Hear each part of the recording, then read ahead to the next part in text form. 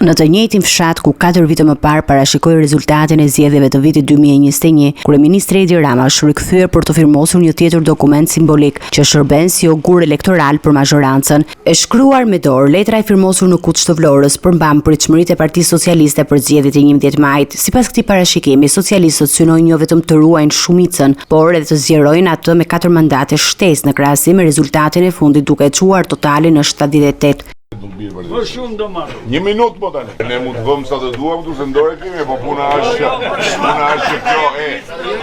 nuk është as fall.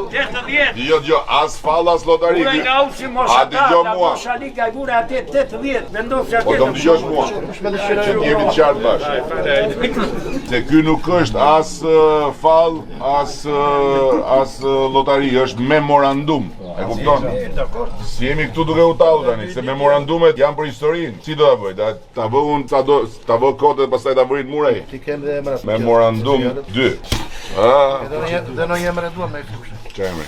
Po kemi qenë këtu nëse dhe parë. Do ta bëjmë dhe firmosim patjetër. Tani, këtu jemi tek minimumi. Tash 78 është minimumi.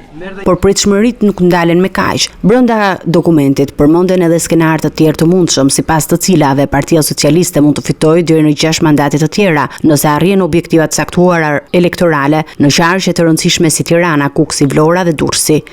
Edhe 280, edhe 282, edhe 284, edhe 185, edhe 388.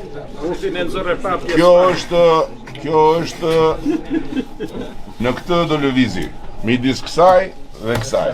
Në këndvështrimin tim nuk do jetë as kjo, do jetë diçka këtu midis.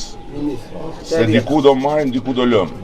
Ky veprim vjen në një moment ku fushata elektorale po hyn në fazën e saj më intensive dhe përfaqëson një gest të përsëritur nga ana e Ramës për të ndërtuar një rrëfim politik me nota sigurie dhe angazhim të plot për një fitore të qartë.